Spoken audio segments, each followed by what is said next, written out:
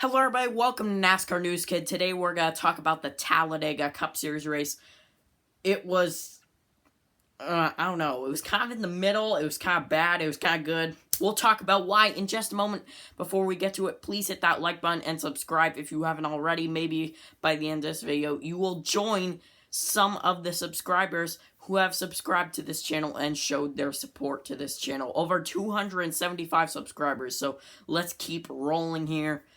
And, anyway, let's get to the recap. So, pole winner, Zane Smith, wins the pole on Saturday. His first career pole with Front Row Motorsports, and first career pole anyway.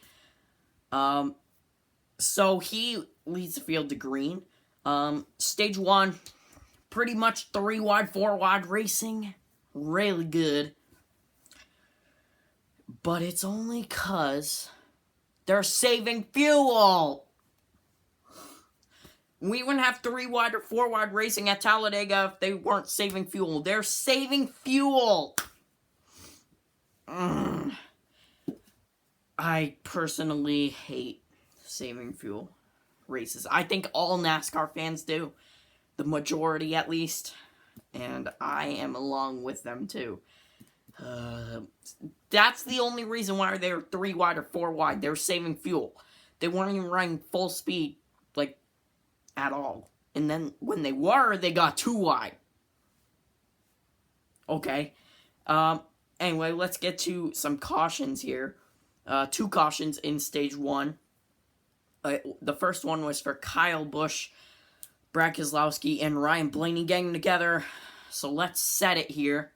Keselowski, Busch coming to pit road. I don't know what kind of confusion caused it to happen, but they get together. I guess 2 veterans in NASCAR get together, wrecks both of their days, but Busch continues. Keselowski gets out, and I picked him for 36 for 36. Don't forget that.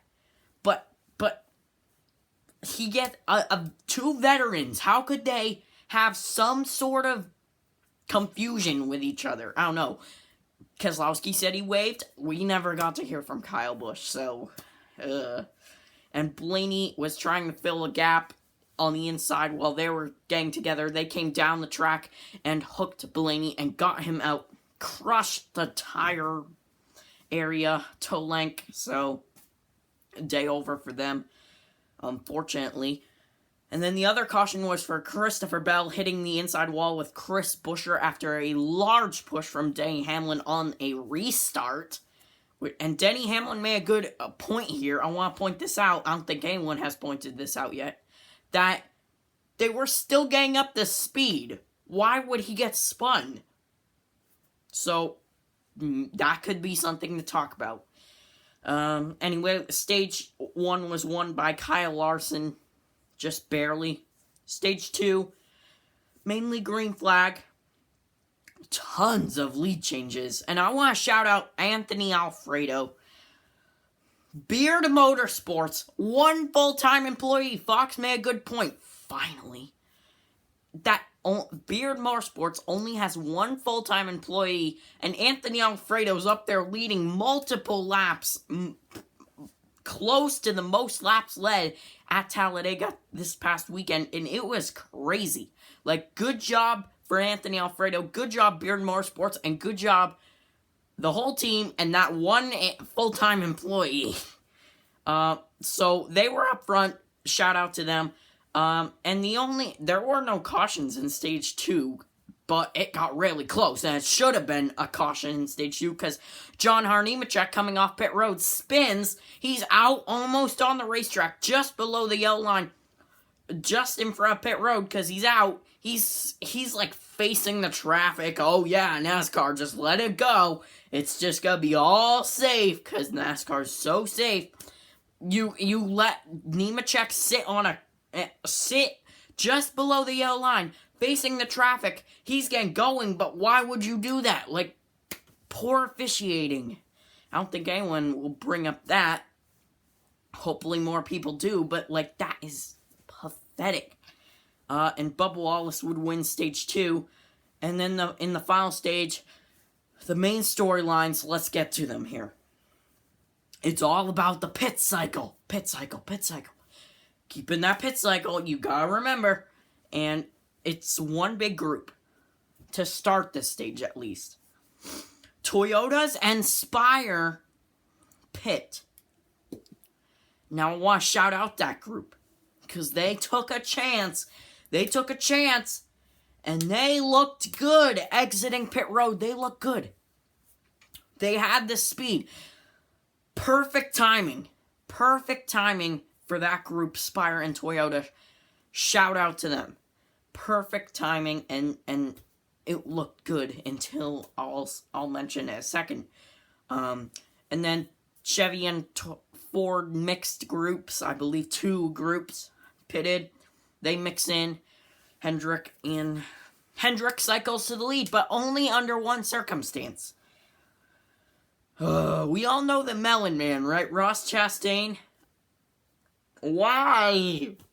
All you Toyota and Spire fans are gonna hate Ross Chastain for this reason. He blocks Denny Hamlin, though he's supposed to, because it's the 100% rule. You gotta try. He's on the lead lap, though. I didn't really realize that until I went back and looked. But he goes up and blocks Denny Hamlin, fakes a block, goes down. Hamlin tries to go down. He blocks it again and slows the whole Toyota group's momentum, as well as the Spire group. And, I mean, they were going to possibly blow by that group, but, like, Ross Chastain, they're coming 50 miles an hour faster than you. Why did you block? And that really made me mad. Anyway, so it ran green the rest. Toyotas were nowhere to be found. In fact, the highest Toyota finisher was 10th at Bubba Wallace. We'll get to results in a second. But it was Chevys and Fords. Kyle Larson, William Byron, Ryan Preece, Austin Cindric, Joey Logano, Chase Elliott, Carson Hocevar, all those guys up there. And they're battling for the win, right? So, set the stage here. Final lap. Inside, you have Ryan Preece and William Byron. And then the outside, you have Austin Cindric and Kyle Larson. Which line do you go with? They're coming off of turn number 4, okay? They're battling. Side by side, Preece, Cindric by 3 feet, 2/100ths, I believe. Austin Cindric beats Ryan Preece. And I'm not gonna start anything, but, like, did the Hendrick cars really just decide who won? I am purely mad that Ryan Preece didn't win. I really like the modified background. But, come on. Like, did the Hendrick cars really just control who won, like, last fall, I believe, with Ricky Stenhouse Jr.? Like, are they controlling these races? Like, they're always those 2 in the back row, in the second row at the end of these things. Like, just a point to make. Let's get to results here. Austin Cindric wins the race. Third career win in 4 races full-time in the Cup Series since 2022. So really good race for them. He's a good driver so far this season. Really quietly. Ryan Preece in second. Again, really good. From Phoenix, he has been up there. And if only he could get the win at Talladega for RFK to make his boss proud, that just hurts. As an RFK fan, that just hurts. Kyle Larson is in third. Not really good, but it's good for his standards because he finally finished a race at Talladega. Fourth for William Byron. Fifth, Joey Logano, who was up there pretty much most of the day. Sixth for Noah Gragson. Seventh for Chase Elliott. Eighth for Carson Hocevar, who was up there pretty much all day too. Ninth for Alex Bowman. 10th for Bubba Wallace. 11th for Daniel Suarez. 12th for Austin Dillon, who was actually up there leading. I believe he led like 2 laps. 13th for Michael McDowell. I believe that is the Xfinity fastest lap again. Ricky Stenhouse Jr. 14th and Cole Custer 15th. Let's get to some notables here. Tyler Reddick 16th, Chase Briscoe 17th, Ty Gibbs 19th, 22nd for Ross Chastain, who wrecked the Toyota group purely. Denny Hamlin 23rd, and Kyle Busch 29th, unfortunately. But he did finish. I mean, at least he finished. That's not a DNF.